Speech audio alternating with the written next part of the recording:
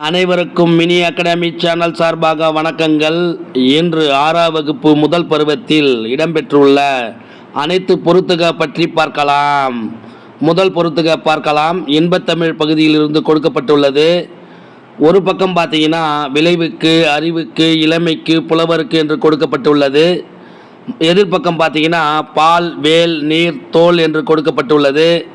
சரியாக பொருத்தலாமா? விளைவுக்கு நீர், அறிவுக்கு தோல், இளமைக்கு பால், புலவர்க்கு வேல். இரண்டாவது பொறுத்துக தமிழ் கும்மி என்ற பகுதியில் இருந்து கொடுக்கப்பட்டுள்ளது. ஒரு பக்கம் பார்த்தீங்கன்னா ஆழி, மேதினி, மேன்மை, ஊழி என்று கொடுக்கப்பட்டுள்ளது. அதற்கு எதிர்ப்புறமாக பார்த்தீங்கன்னா உலகம், கடல், நீண்டதொரு காலப்பகுதி, உயர்வு என்று கொடுக்கப்பட்டுள்ளது. சரியாக பொருத்தலாமா? ஆழி கடல், மேதினி உலகம், மேன்மை உயர்வு, ஊழி நீண்டதொரு காலப்பகுதி. மூன்றாவது பொறுத்துக சொல் மற்றும் முதலில் ஆளப்படும் இலக்கியம் கொடுக்கப்பட்டுள்ளது. ஒரு பக்கம் பார்த்தீங்கன்னா தமிழ், தமிழ்நாடு, தமிழன் என்று கொடுக்கப்பட்டுள்ளது. எதிர்பக்கமாக பார்த்தீங்கன்னா அப்பர் தேவாரம், சிலப்பதிகாரம், தொல்காப்பியம் என்று கொடுக்கப்பட்டுள்ளது. சரியாக பொருத்தலாமா? தமிழ் என்ற சொல் முதலில் ஆளப்பட்ட இலக்கியம் தொல்காப்பியம். தமிழ்நாடு என்ற சொல் முதலில் ஆளப்பட்ட இலக்கியம் சிலப்பதிகாரம். தமிழன் என்ற சொல் முதலில் ஆளப்பட்ட இலக்கியம் அப்பர் தேவாரம். முக்கிய குறிப்பு: தமிழ்நாடு என்ற சொல் சிலப்பதிகாரத்தில் வஞ்சிக்காண்டத்தில் இடம்பெற்றுள்ளது. நான்காவது பொறுத்துக 2000 ஆண்டுகளாக வழக்கில் இருக்கும் தமிழ் சொற்களை பொருத்தலாம். ஒரு பக்கம் பார்த்தீங்கன்னா உழவர், வெள்ளம், கோடை, பார், அரசு, பாம்பு, மீன், முதலை, செய் என்று கொடுக்கப்பட்டுள்ளது.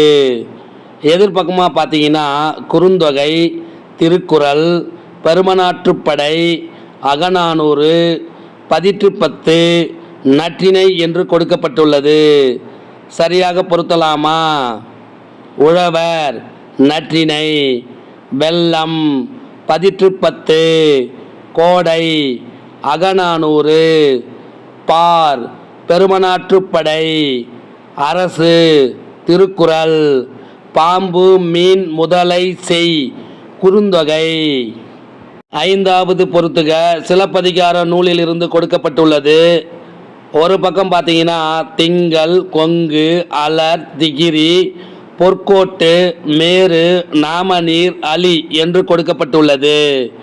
எதிர்பக்கமாக பார்த்தீங்கன்னா கருணை, அச்சம் தரும் கடல், இமயமலை, பொன்மயமான சிகரத்தில், ஆணை சக்கரம், மலர்தல், மகரந்தம், நிலவு என்று கொடுக்கப்பட்டுள்ளது. சரியாக பொருத்தலாமா? திங்கள் நிலவு, கொங்கு மகரந்தம், அலர் மலர்தல், திகிரி ஆணை சக்கரம், பொற்கோட்டு பொன்மயமான சிகரத்தில், மேரு இமயமலை, நாமநீர் அச்சம் தரும் கடல், அலி கருணை. ஆறாவது பொறுத்துக ஒலிக்கும் கால அளவு அடிப்படையில் பொருத்த வேண்டும். ஒரு பக்கம் பார்த்தீங்கன்னா குறில், நெடில், ஆயுத எழுத்து என்று கொடுக்கப்பட்டுள்ளது.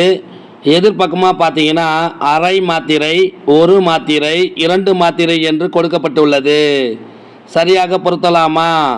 குறில் 1 மாத்திரை, நெடில் 2 மாத்திரை, ஆயுத எழுத்து அரை மாத்திரை. ஏழாவது பொறுத்துக காணி நிலம் என்ற பகுதியிலிருந்து கொடுக்கப்பட்டுள்ளது. ஒரு பக்கம் பார்த்தீங்கன்னா முத்துச்சுடர் போல, தூய நிறத்தில், சித்தம் மகிழ்ந்திட என்று கொடுக்கப்பட்டுள்ளது. அதற்கு எதிர்ப்புறமாக பார்த்தீங்கன்னா தென்றல், நிலா ஒளி, மாடங்கள் என்று கொடுக்கப்பட்டுள்ளது. சரியா பொருத்தலாமா? முத்துச்சுடர் போல, நிலா ஒளி, தூய நிறத்தில், மாடங்கள், சித்தம் மகிழ்ந்திட தென்றல். எட்டாவது பொறுத்துக சிறகின் ஓசை என்ற பகுதியிலிருந்து கொடுக்கப்பட்டுள்ளது.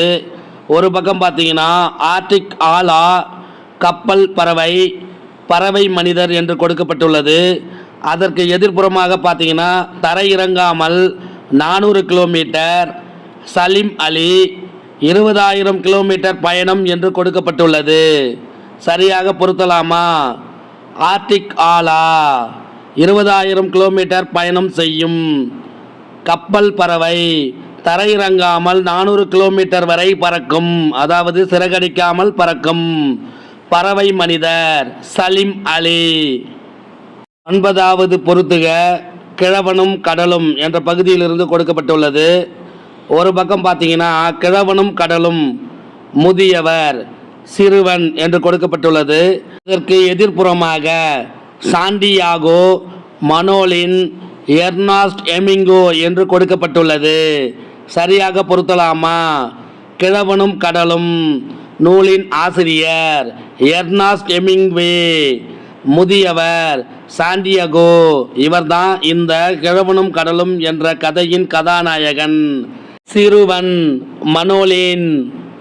10வது பொறுத்துக முதலெழுத்தும் சார்பெழுத்தும் என்ற பகுதியிலிருந்து கொடுக்கப்பட்டுள்ளது.